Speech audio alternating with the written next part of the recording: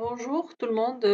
Tout d'abord, je voudrais vous remercier pour l'effort fourni pour organiser cet événement, surtout dans ces circonstances que nous vivons aujourd'hui avec le Covid-19.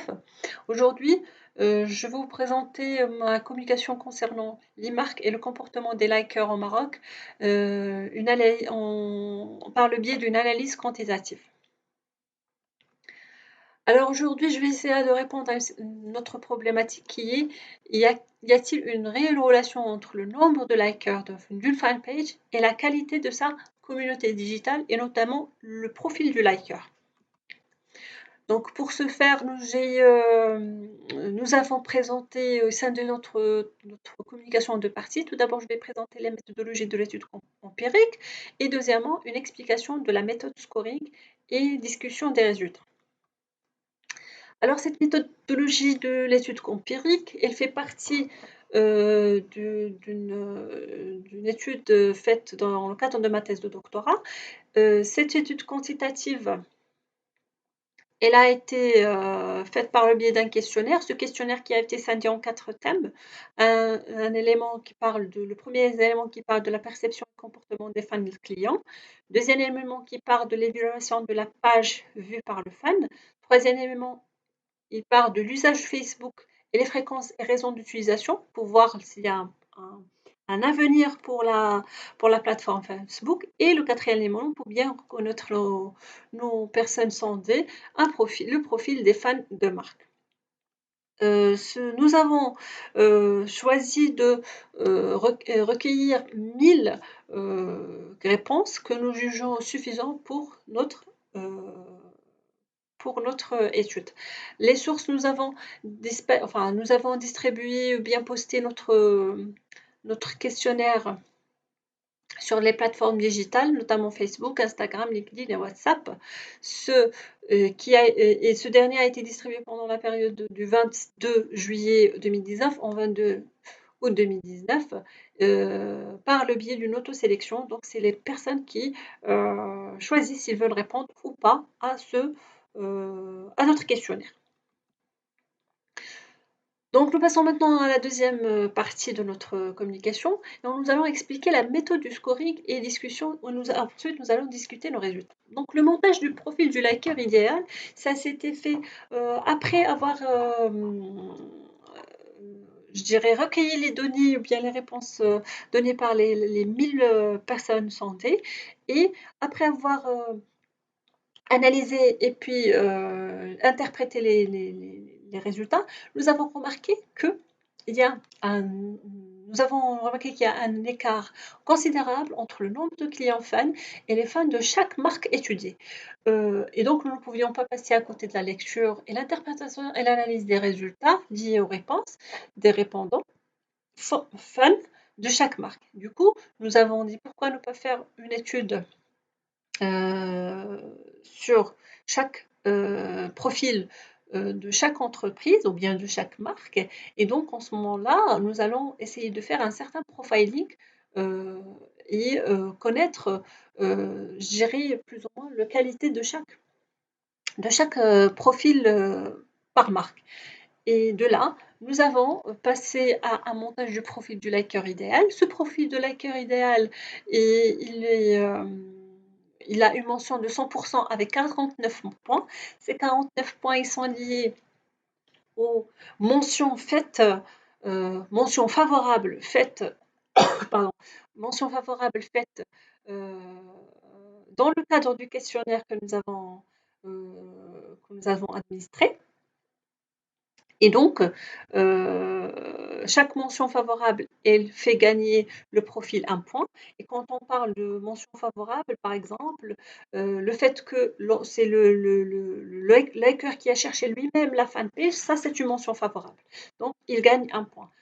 Par contre, si le liker, il a adhéré à la page grâce à une publicité ou à travers une publicité, ça c'est une mention défavorable qui lui fait perdre moins 1 point. Et donc aussi le fait que il prévoit garder la même fréquence de connexion sur Facebook, ça c'est une mention favorable de 1 point. Si le liker il devient plus fidèle à la marque grâce à la fanpage, Facebook, c'est une mention favorable qui lui fait gagner 1 point de plus. Et, et, et voilà. Il y a certaines questions qui ont été posées dans le cadre de notre questionnaire qui donnent une mention neutre. Et quand on parle d'une mention neutre, ça veut dire qu'il n'impacte pas la qualité du liker, la qualité du profil du liker, ni la qualité de la communauté digitale, ni l'efficacité et la qualité de la fanpage Facebook, de la marque. Et donc, c'est pour cette raison qu'on leur a donné la mention neutre, et donc, bien évidemment, 0 point, donc ça n'impacte en aucun cas le scoring du liker. Donc, après avoir fait notre scoring par rapport aux 49 mentions qui sont liées aux 25 questions du questionnaire, donc là, on a trouvé qu'il y a, comme c'est affiché, le scoring suivant. Avito, il a eu 8 points. Inuit 6 points, Africa 2 points, Maroc Télécom 0 points, Jumian moins 4 points, Orange moins 7 points et ONCF moins 10 points.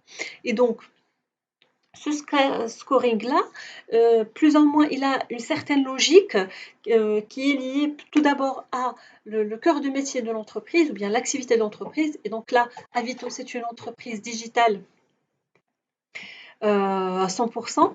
Donc, même la proximité par rapport aux likers et aux fans, elle a une certaine proximité qui est plus, je dirais, plus professionnelle et plus expérimentale.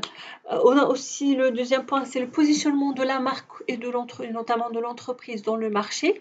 Et quand je parle de positionnement, est-ce que c'est un leader? Est-ce que c'est un monopole? Il y a un positionnement monopoliste, comme par exemple l'ONCF ou bien Africa. Aussi, il y a la charte éditoriale. La charte éditoriale ou bien le contenu de l'entreprise, de la marque par rapport sur sa fanpage est lié aussi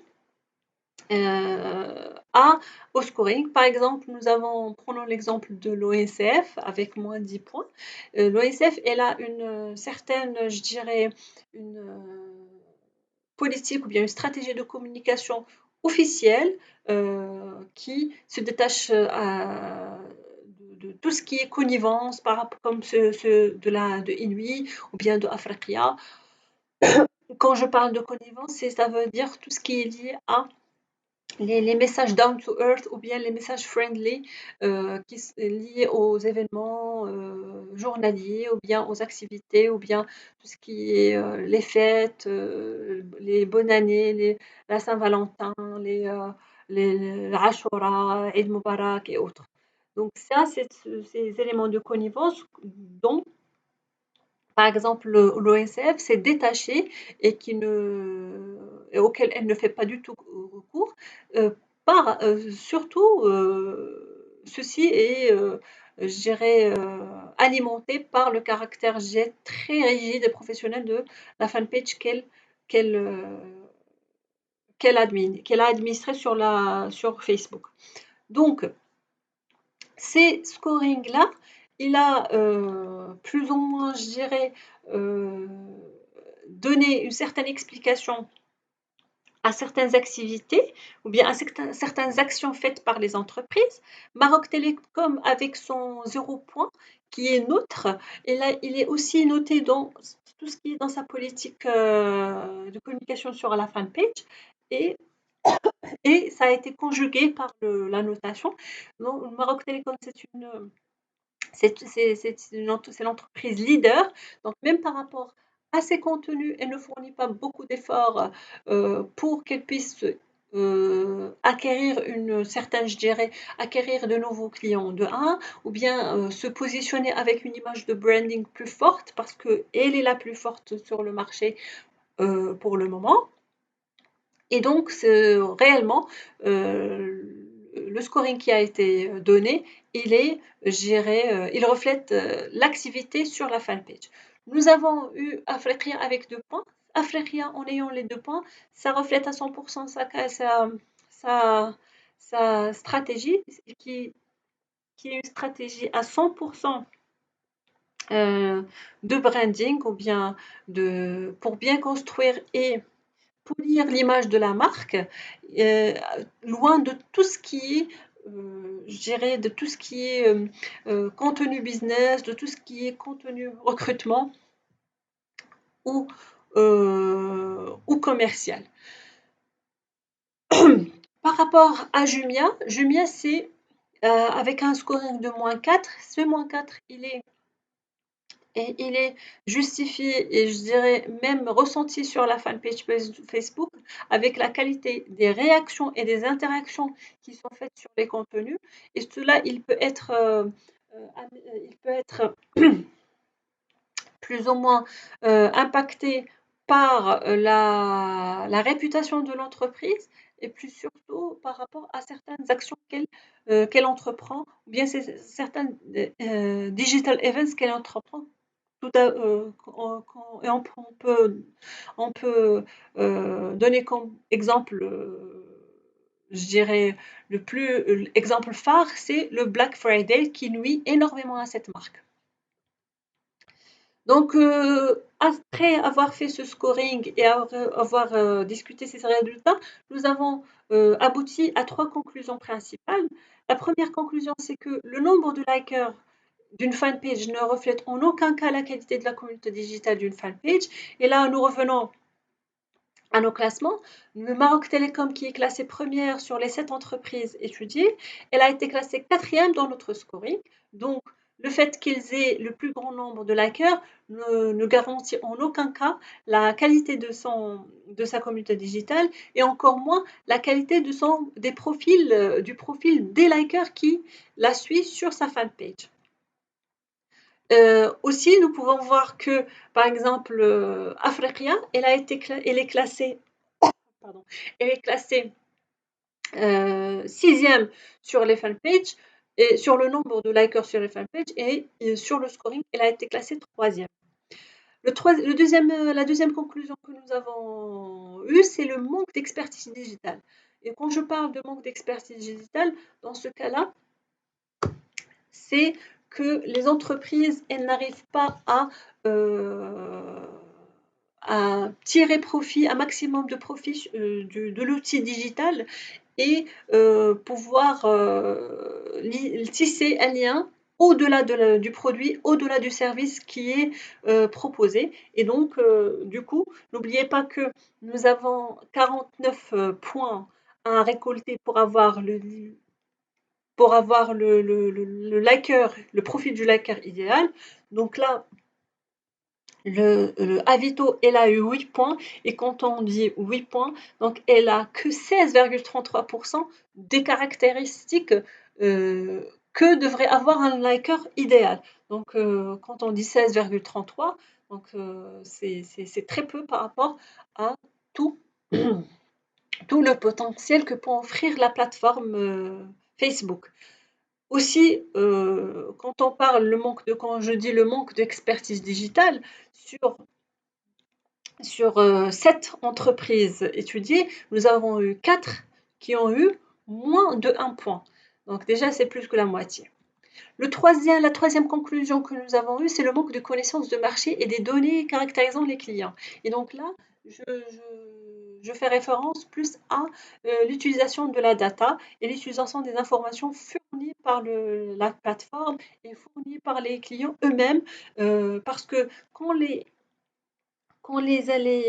clients ou bien les likers, ils interagissent, que ce soit favorablement ou défavorablement avec la marque ou bien la fanpage, déjà, elles communiquent d'une manière ou d'une autre en mentionnant s'ils sont satisfaits ou ils ne sont pas satisfaits. Donc, ce manque de connaissance du marché et ce manque d'utilisation des données qui caractérisent les clients et notamment qui caractérisent les likers marocains laisse, je dirais, un goût amer et un goût d'inachevé par rapport aux likers qui suivent toutes les marques, toutes les fanpages des entreprises au Maroc. Et donc voilà, par rapport à cette méthode-là, c'est une méthode que je dirais qu'il est un peu nouvelle, qui a discuté bien évidemment, qui manque de certains, je dirais de certaines précisions, mais je voulais tenter, je dirais ce type de scoring parce qu'au moins il nous donnera une bribe par rapport à un début de construction de l'image du liker marocain et qu'il pourra éventuellement se perfectionner ou bien s'améliorer avec d'autres études et d'autres, je dirais, outils qui pourront donner plus de, je dirais, d'appui scientifique à cette méthode de scoring. Donc, je vous remercie et si vous avez des questions, ou bien si vous avez des éléments à me fournir, ou bien des remarques, je reste à votre disposition et merci beaucoup.